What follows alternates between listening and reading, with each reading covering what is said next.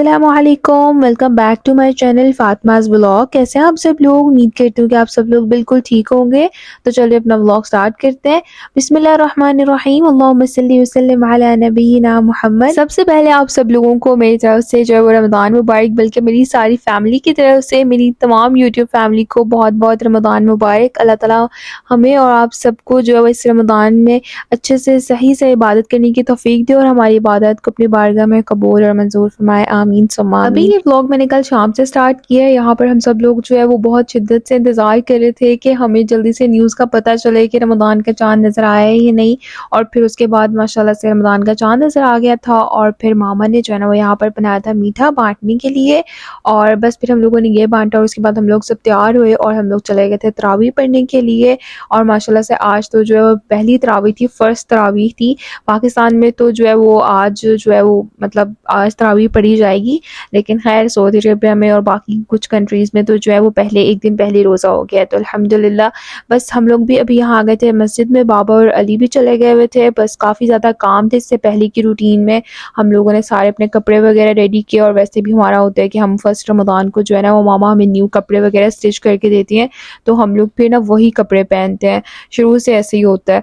तो बस फिर हम लोग जो है वो रेडी हुए और फिर हम लोग आ गए थे यहाँ मस्जिद में। माशाल्लाह से रमज़ान की जो रौनक है ना वो तरावी से है, बहुत ज़्यादा माशाल्लाह से रौनक हो जाती है। तरावी से पहले दिन में ही इवन के जो रमज़ान वाइब्स आती है ना वो तरावी पढ़ने से ही आती है। बस अल्लाह ताला हमारी इस महीने में की हुई तमाम इबादत को अपनी बारगाह में कबूल फरमाए और हमें सही से इबादत करने की तौफीक दे।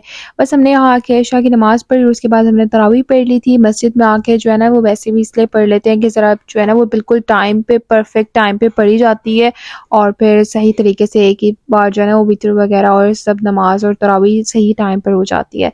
बस हम लोग अभी तरावी वगैरह पढ़ के जा रहे थे घर और यहाँ पर देखे माशाल्लाह से सब लोगों ने ही अपनी जो है ना वो सब बकाला वगैरह भी और सब रेस्टोरेंट वगैरह हर एक चीज़ माशाल्लाह से रमज़ान आने पर डेकोरेट की हुई है। और माशाल्लाह से देखे हमारी बिल्डिंग्स में भी कुछ लाइट्स ख़राब थी जो कि अब जो है ना वो सारी न्यू लगवा दी हैं और इतनी ज़्यादा रोशनी भी हो गई है ना माशाल्लाह से, इतनी प्यारी लग रही थी। सारी बिल्डिंग भी अच्छे से सारी वॉश भी की हुई थी, सही लग रहा था कि रमज़ान का इस्तेक़बाल किया हुआ है।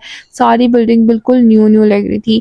बस उसके बाद हम लोग घर आ गए थे और मैं कुछ टाइम के लिए फ्री थी, तो हम लोग कभी-कभी वैसे होता है कि मैं अपने हाथ पे जो है ना मैं मेहंदी लगाती हूँ, लेकिन खैर लास्ट रमज़ान में तो मुझे बिल्कुल टाइम नहीं मिला था। तो इस दफ़ा फिर मैंने थोड़ा-सा टाइम निकाल कर जो है ना वो मैंने ये बिल्कुल हल्का-सा डिज़ाइन लगाया था, क्योंकि मुझे ज़्यादा जो है ना वो भरी हुई मेहंदी पसंद नहीं है।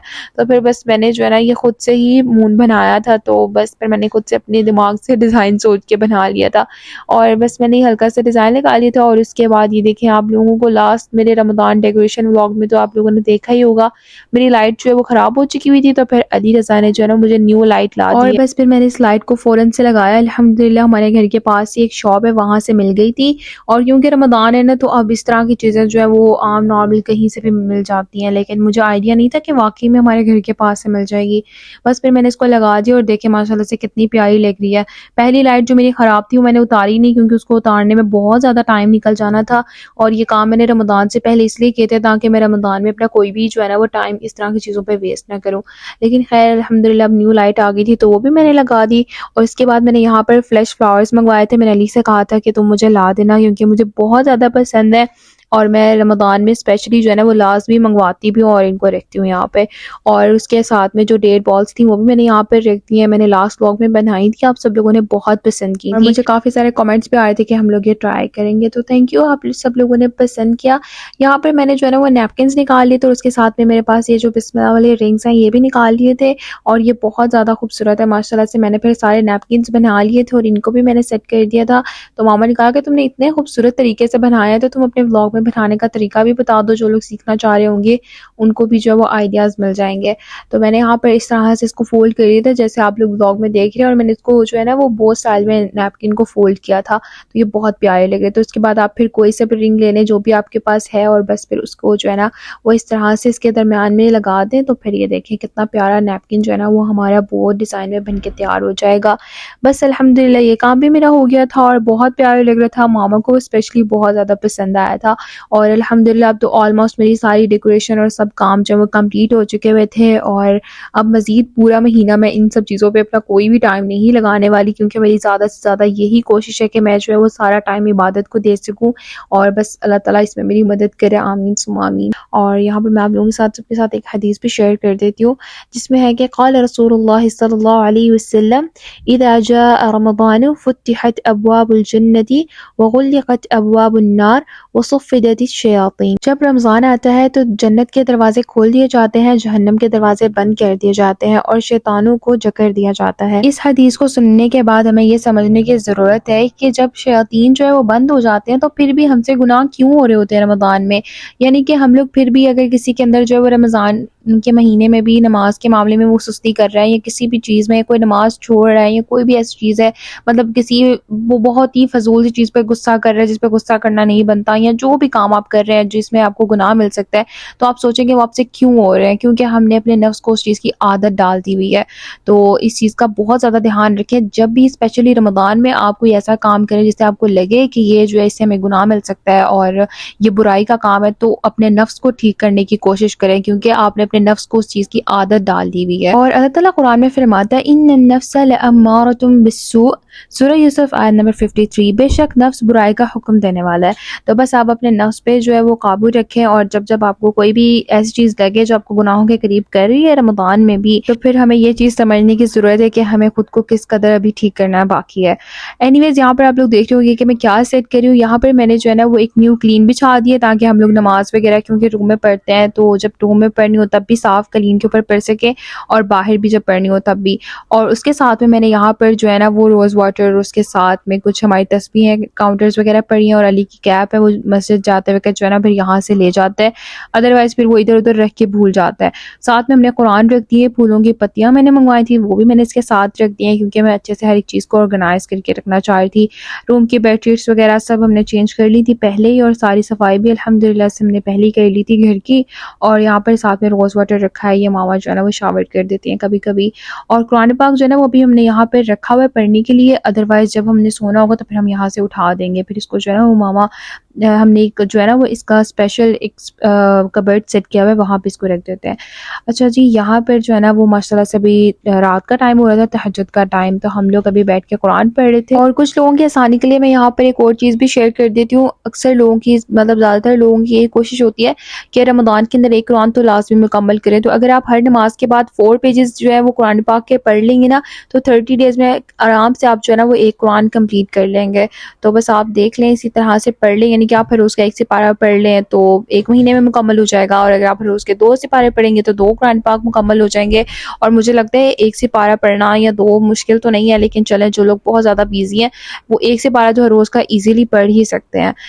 तो बस हम लोगों ने कुरान पढ़ा, और उसके बाद यहाँ पे सहरी का टाइम हो चुका हुआ था। सहरी में जो है ना वो मामा घर में रोटी और पराठा वगैरह बहुत कम बनाती हैं, क्योंकि उस टाइम पे वो कहती हैं कि पढ़ने का टाइम होता है, तो हम लोग बाहर से जो है ना वो पराठा वगैरह मंगवा लेते हैं। तो हमने यहाँ पर आलू का पराठा था, साथ में सादा पराठा भी था, और मामा ने जो है ना वो फ्रेश सालन भी बनाया हुआ था, और उसके साथ में हमने जो है ना यहाँ पे तलबीना बनाया था। इसके अंदर हमने थोड़े से ग्रेप्स ऐड कर लिए थे, और बस यही हमने सहरी में खाया था। उसके साथ में दही थी और लस्सी तो हमारी सहरी में जो है ना वो मस्त होती है। हमें यहाँ पर सहरी अल्हम्दुलिल्लाह हमने कर ली हुई थी, और उसके बाद फिर मैंने जो है वो फजर की नमाज़ पढ़ी, और फिर हम लोगों ने दोबारा जो है ना वो थोड़ा सा कुरान पाक पढ़ा, और उसके बाद बस फिर हम लोग अब सो जाएंगे, क्योंकि अभी मैं जो है ना वो देख रही थी कि हम लोग आज की भी पूरी रात नहीं सोए, और मुझे जागे हुए जो है ना वो पूरे 20 आवर्स हो चुके हुए थे। तो मुझे जो है ना वो भी बहुत ज़्यादा नींद भी आ रही थी, तो बस फजर की नमाज़ पढ़ के मैं सो गई थी। और उसके बाद फिर हम लोग ज़ोहर में उठे थे, और फिर ज़ोहर की नमाज़ वगैरह पढ़ी, असर की, और फिर उसके बाद हम लोग यहाँ पर इफ्तारी की तैयारी कर रहे थे। और बाकी जो बीच में पड़ा वो जो है ना मैंने यहाँ से स्किप कर दिया, आहिस्ता आहिस्ता आप सब लोगों के साथ जो है शेयर करूंगी। अभी यहाँ पर जो है ना वो हम लोग घर में समोसे बना रहे थे, मामा ने पट्टी भी जो है ना वो घर में ही बनाई थी, और हम लोगों ने समोसे जो है ना वो बांटने भी थे, तो इसलिए मामा ने जो है ना वो अभी थोड़ा सा टाइम था तो मामा ने कभी ज़्यादा बना लेते हैं, और फिर हम लोगों ने जो है ना वो फिर डिस्ट्रीब्यूट करना है, तो फिर बाद में मामा कहती थी हम फ्राई करके डिस्ट्रीब्यूट कर देंगे। और यहाँ पर फिर ना ये वाला काम मामा ने हलीमा को दिया था, क्योंकि मुझे जो है ना वो इस तरह से बिल्कुल भी गोल रोटी बनानी नहीं आती। और अभी आप लोग देख सकते हैं माशाल्लाह से कितने सारे समोसे हमारे रेडी हो गए हैं। बस साथ में जो है वो पकौड़े वगैरह और साथ में मामा गई थी ना और कुछ चीज़ें करके ना, तो फिर हम लोग पार्सल्स बना के डिस्ट्रीब्यूट कर देंगे। यहाँ पर अभी मैं घर की इफ्तारी की जो है वो तैयारी कर रही थी और मैंने जो है ना वो भी स्प्रिंग रोल्स फ्राई करने, तो इन सब की रेसिपीज़ तो मैंने आप सब लोगों के साथ शेयर कर दी हुई है। मज़ीद आगे जो है वो अभी ये वीकली है, तो इंशाल्लाह जल्दी आप सब लोगों के साथ इसकी दोबारा से रेसिपीज़ भी जो है वो शेयर कर दूँगी। यहाँ पर अभी जो है ना मैंने इसके अंदर एक बटर पेपर रख दिया और इसको मैंने जो है ना वो हल्का सा ऑयल से ग्रीस कर लिया है।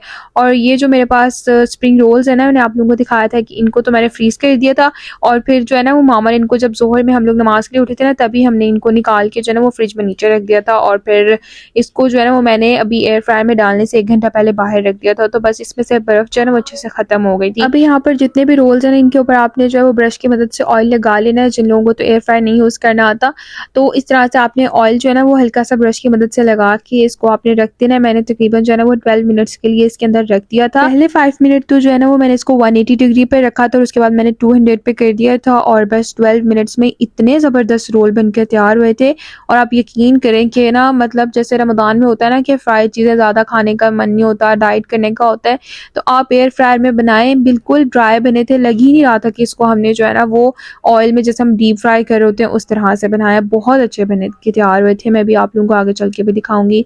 यहाँ पर अभी मैं बनाने वाली थी चना चाट और इसके लिए मैंने वाइट और ब्लैक चने ले लिए, जो कि मैंने आप लोगों को दिखाया था। मैंने पहले से ही बॉईल करके फ्रीज कर दिए थे, तो बस फिर मैंने वो दोनों पैकेट्स भी निकाल लिए। साथ में इसके अंदर मैंने खीरा, प्याज और टमाटर भी ऐड कर दिया। ग्रीन चिलीज इस बार मैंने नहीं ऐड की, क्योंकि फिर वो बहुत ज़्यादा जब ना मतलब खाते हैं ना तो बहुत ज़्यादा स्पाइसी लगने लग जाता है।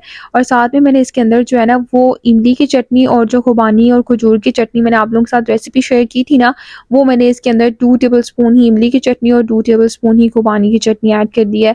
साथ में मैं इसके अंदर जो है ना वो half table spoon chaat masala और 1 टीस्पून सॉल्ट ऐड कर दूंगी और बस अब मैं इसको अच्छे से मिक्स कर लूँगी। और हमारे घर में जो चना चाट है ना, ये हलीमा की फेवरेट है, उसे बहुत ज़्यादा पसंद है।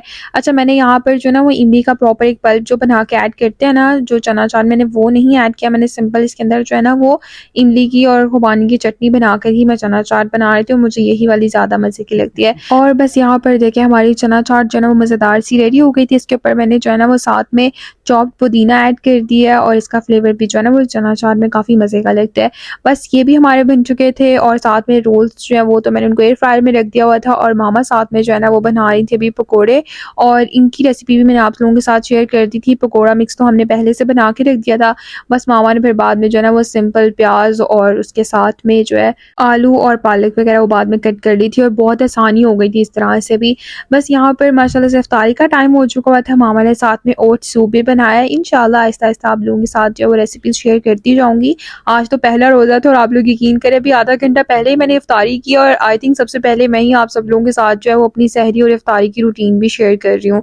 तो बस इस मेरे लिए जो वो फ़ौरन से एडिट करके जो है वो आप लोगों के साथ सबके साथ जो है वो शेयर करना भी थोड़ा सा मुश्किल था, लेकिन देखें मैंने आप लोगों के साथ बिल्कुल फ्रेश आज का ही व्लॉग आप सब लोगों के साथ शेयर कर दिया है।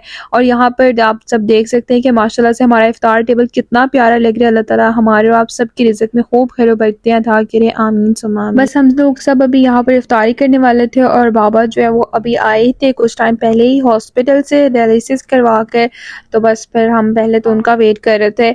और यहाँ पर बाबा जो है ना वो इतना ज़्यादा मुझे हंसा रहे थे, कह रहे थे कि ये नैपकिन जो है वो मैं ये खोल लूँ, तो फिर बाबा ने नैपकिन को खोल के लगा लिया था और कह रहे थे कि तुमने इतने अच्छे से जो इसको सेट किया है, तो मुझे कह रहे थे मैं तुमसे परमिशन ले रहा हूँ। तो मैंने कहा नहीं बाबा, आप लोगों के यूज़ करने के लिए है। तो मुझे हंसा रहे थे कि अच्छा, मुझे लगा तो बस इनको ऐसे प्लेट्स में रखना है ताकि प्यारे लगे। और यहाँ पर हम लोगों ने साथ में जो है ना वो हलीमा ने बनाया था लेमन और मिंट का जो है ना वो जूस, तो बहुत मज़े का बना था और बहुत रिफ्रेशिंग भी लग रहा था। और ये देखिए जो हमने रोल्स बनाए थे बिल्कुल ड्राई थे, इसमें बिल्कुल भी ऑयल नहीं था और मुझे बहुत खुशी हुई। अक्सर ऐसा होता है मतलब इवन के लास्ट रमज़ान में मैं ही जब डीप फ्राई करती थी ना, तो मैं देखती थी कि कितना ज़्यादा ऑयल भर जाता था बीच में, लेकिन इस बार तो बहुत परफेक्ट बन के तैयार हुए हैं।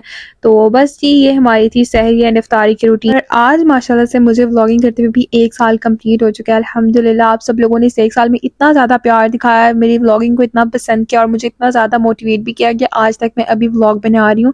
और मुझे बहुत सारे मज़ीद डीएम्स भी आ रहे थे कि हम आपके रमज़ान व्लॉग्स के लिए भी बहुत एक्साइटेड हैं। तो देखिए मैंने आप सब लोगों के साथ फ़ौरन ही जो है वो सब कुछ शेयर कर दिया है। तो आप लोग मुझे ज़रूर बताएगा आप लोगों को कैसा लगा। बस इस व्लॉग को मैं एंड करना चाहूँगी और उम्मीद करती हूँ कि आपको आज का मेरा ये व्लॉग पसंद आया। वीडियो अच्छी लगी तो लाइक करें और मुझे कमेंट्स कमेंट्स करके ज़रूर बताएगा। एंड चैनल पर नहीं हो तो ज़रूर सब्सक्राइब कर दें एंड हमें अपनी दुआ में याद रखें। मिलते हैं आपसे नेक्स्ट व्लॉग में, तब तक के लिए अल्लाह हाफ़िज़।